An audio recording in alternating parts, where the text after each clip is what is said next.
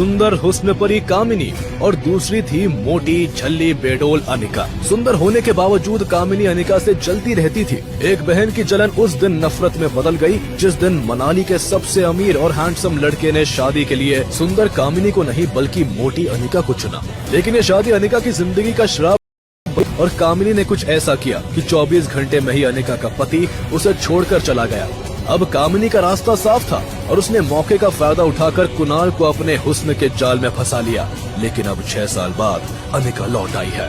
120 kilo की मोटी अनिका अब एक अप्सरा बनकर लौटी थी। अपनी एक झलक से वो किसी को भी अपना दीवाना बना देती थी।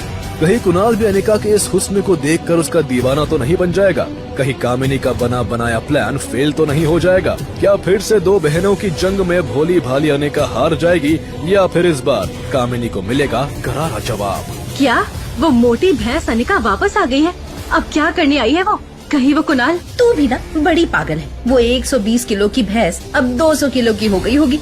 अब तो कुणाल उसकी तरफ देखे भी ना। लेकिन माँ, वो यहाँ आई ही क्यों है? मैंने बुलाया है उसे यहाँ। क्या पापा, आप पागल हो गए क्या? आपको पता है ना 6 साल पहले क्या हुआ था? दरअसल 6 साल पहले अनिका और कुणाल की शादी हुई थी। लेकिन शादी के 24 घंटे में ही कुछ ऐसा हुआ कि कुणाल अनिका को छोड़कर भाग गया। कुणाल जब वापस आया तो अनिका को देखकर उसके होश उड़ गए। उसे कुछ समझ नहीं आ रहा था कि आखिर उसके बिना छुए अनिका प्रेग्नेंट कैसे हो गई। ये सब जानकर कुणाल अनिका से और नफरत करने लगा। उसने इस शादी को हमेशा के लिए तोड़ने का फैसला कर लिया। लेकिन अनिका अपनी डिलीवरी की रात ही अपनी बेटी को लेकर मनाली छोड़कर चली गई, क्योंकि उसे डर था कि उसके ससुराल वाले उसे उसके बच्चे से दूर ना कर दे। और तब से लेकर आज तक कुणाल इस शादी से आजाद होने की राह देख रहा था। इस बीच अनिका की छोटी बहन कामिनी ने कुणाल को अपने हुस्न के जाल में पूरी तरह से फंसा लिया था और अब कामिनी कुणाल से शादी के सपने सजा रही थी। लेकिन कुणाल और अनिका के डिवोर्स के बाद ही कामिनी का ये प्लान सच होगा। 6 साल पहले वो लड़की हमारे चेहरे पर जो कालिक पोत कर गई है, उसी का तो हिसाब चुका रहे हैं हम आज तक। मैंने उसे इसीलिए बुलाया है ताकि वो कुणाल को डिवोर्स दे दे और कामिनी शादी हो सके। लेकिन वो कुणाल के दादाजी का क्या करे? वो बुढ़ा तो आज भी अनिका को अपने खानदान की बहू मानता है। अरे जब अनिका खुद कुणाल को तलाक दे देगी तो दादाजी क्या कर लेंगे? जब पति पत्नी दोनों ही एक दूसरे को तलाक देना चाहते हैं तो दादाजी को झुकना ही होगा। और उस सोना उगलने वाली कंपनी का क्या होगा जो अनिका के पास है? तुम भी ना धीरे बोलो, दीवारों के भी कान होते हैं। कुणाल के दादाजी ने ही मोटी और भद्दी अनिका को डोगरा खानदान की बहू बनाने का फैसला किया था। अनिका की उस कंपनी की वजह से ही दादाजी ने उसे डोगरा खानदान में जगह दी थी, क्योंकि उस कंपनी में जो था वो सिर्फ दादाजी को पता था। दादाजी को जैसे ही इस डिवोर्स के बारे में पता चला, उन्होंने पूरा शहर सर पर उठा लिया। तुम्हें पता है ना गौतम, मैंने अनिका को इस खानदान की बहू क्यों बनाया था? और वो बदचलन लड़की हमारे खानदान के चेहरे पर कालिक पोत कर यहाँ से भाग गई थी, लेकिन फिर भी हमने ये रिश्ता नहीं तोड़ा। डोगरा खानदान के साथ इतना बड़ा धोखा होने के बावजूद हमने तुम्हें इस शहर में रहने दिया और तुम तलाक करवाना चाहते हो? नहीं दादाजी, वो मैं तो बस अब कुणाल और कामिनी का रिश्ता करवाना चाहता हूँ। दरअसल वो दोनों एक दूसरे को पसंद करते हैं। कामिनी में ऐसा क्या है? ऐसी लड़कियां तो मेरे पोते के आगे पीछे रोज घूमती है।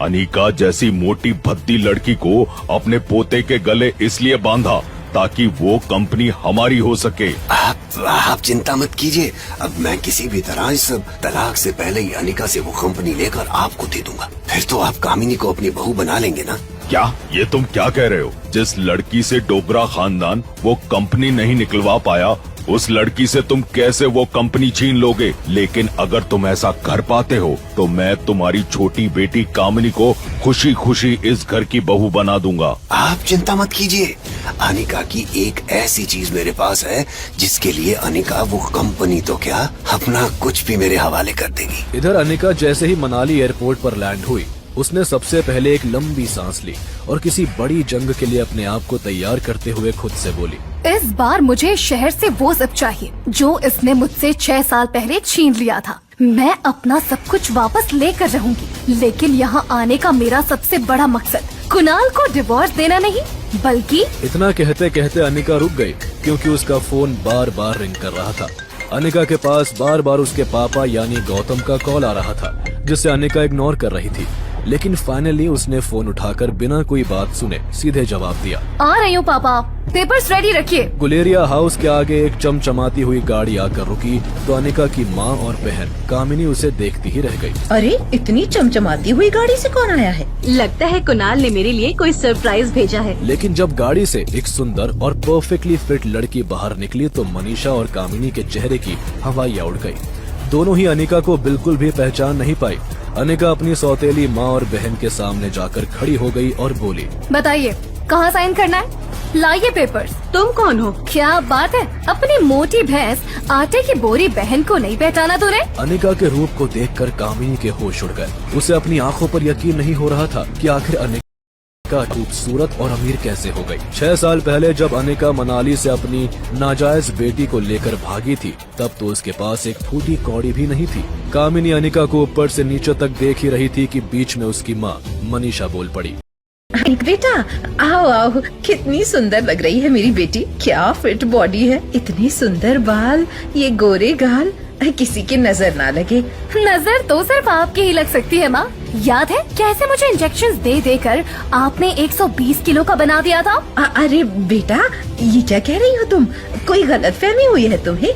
मैं कोई डॉक्टर हूँ क्या जो तुम्हें इंजेक्शन लगाऊंगी? ज्यादा कैंची की तरह जुबान चलाने की जरूरत नहीं है। जो काम करने आई है वो कर और निकल यहाँ से। इतना कहकर कामिनी ने अनिका के मुंह पर डिवोर्स पेपर्स मार दिए। इस हरकत से अनिका आग बबूला हो गई और कामिनी के गालों पर जोर का थप्पड़ जड़ दिया। आज भी तू उतनी ही बदतमीज और झगड़ालू है जितनी 6 साल पहले हुआ करती थी।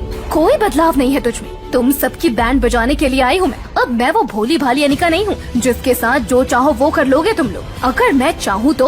अनिका को गुस्से में देखकर गौतम फटाफट इन दोनों के बीच में आया और बात को संभालते हुए बोला, अरे अनिका